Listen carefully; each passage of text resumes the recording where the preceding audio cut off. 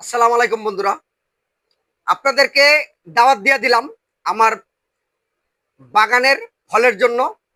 দাওয়াত এই হলো নিজের গাছের ড্রাগন।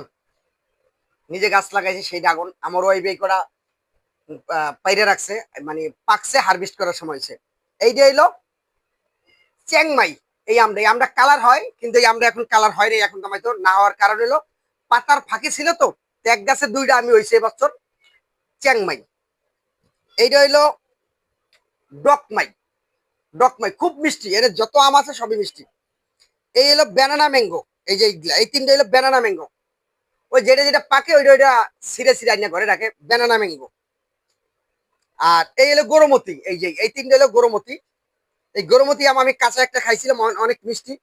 এই হলো যে কাঁচা মিঠা। এই যে এই আমগুলো কাঁচা মিঠা। এটার নামই হলো কাঁচা মিঠা। কাঁচাও মিষ্টি, পাকাও মিষ্টি। আমি কাঁচা আম খাইয়া গেছিলাম, অসাধারণ মিষ্টি লাগছে। আর এটি হলো 12 মাসি কাটিমন। এই যে এই কটা 12 মাসি কাটিমন। এই আমটার জাতটা আমি জানি না, আমার মনে নাই। তবে এর একটা আম কাঁচা খাইয়ে গেছিলাম, খুবই মিষ্টি। তবে এই একটা এখন কাটমু, যে এটার কি অবস্থা। এইটার এটা একই, মানে এত মিষ্টি তা বলার বাইরে, খুব মিষ্টি।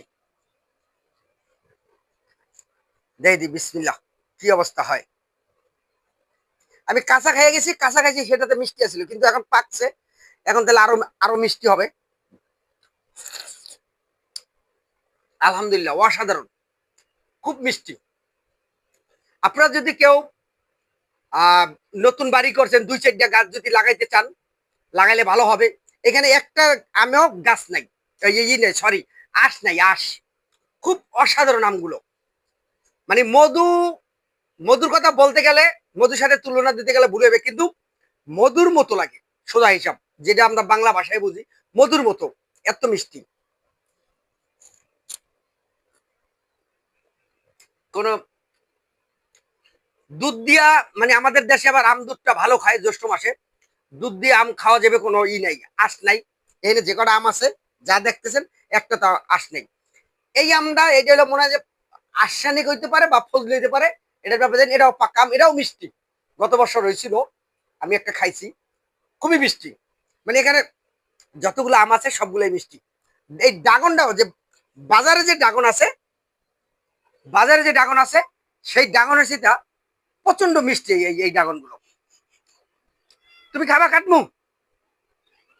এই আমার আম্মু কাটতে মানা করে, আমার মেয়ে, হ্যাঁ এটা খাবে। এই জন্য আগের থেকে কইছে, কয় বাবা আমি এটা খাবো। আমি এই ছোট একটা কাইটা দেখাই,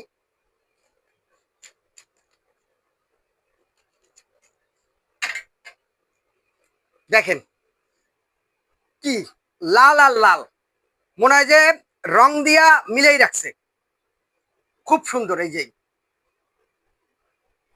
মানে আমার হাতেও রং লেগে যেতে আছে। বিসমিল্লাহ, আলহামদুলিল্লাহ। বাজারের যে ড্রাগন, আমি তো বাজারের ড্রাগন খাইছি, খাওয়ার পরে আমি কিছু গাছ লাগানোর উদ্যোগ নিছি, কিন্তু বাজারের ড্রাগনের চেয়া মানে 100% ভালো ড্রাগন। এই যে বাজারের ড্রাগনের চেয়া এত মিষ্টি, এত মিশ্রতা, মানে অসাধারণ, মুখে দিলে মিলে যায় এত। বাজারের গুলা থাকলেও রাসায়নিক মেডিসিন দেওয়া, আর আমার এখানে রাসায়নিক মেডিসিন বলতে কিচ্ছু নেই, কারণ আমার এখানে পরিচর্যা করার লোক নেই। আমি ঢাকার থেকে আসি, আইসা যতটুকু পারি পরিচর্যা করি। এই যে এই যে ড্রাগন, আমি যতটুকু শুনছি, এই ড্রাগনে নাকি রোগ প্রতিরোধ ক্ষমতা বাড়ায়, মানে দেহের জন্য অনেক কাজ করে, ভালো, অসাধারণ মিষ্টি। মনে হয় যে রং লাগাই থুয়ে দিছে, রং লাগাই থুয়ে দিছে। কেমনে বুঝামো আপনি করে, মানে এত স্বাদ। বাজারে ড্রাগন হচ্ছে, নিজে বাজারে ড্রাগনের বাগান করেন বা 2-4টা গাছ লাগান, যখন হইবে, যখন খাইবেন, তখন আমার এই কথার সাথে বুঝতে পারবেন যে এমডি জাফর কি বলতেছে। মানে অসাধারণ মিষ্টি, বাজারের ড্রাগনের চেয়ে 100% ভালো ড্রাগন এগুলো। যা মিষ্টি, বাজারের তো মিষ্টি লাগে না, বাজারের গুলা কালার নাই। আর আমার এই গাছে এরকমের কালার হয়েছে, গাছে কালার হওয়ার পরে তারপরে খাইতে আনছে। তাহলে মনে করেন যে কতটুকু মিষ্টি লাগতে পারে। আলহামদুলিল্লাহ, আলহামদুলিল্লাহ, আল্লাহর নেয়ামত।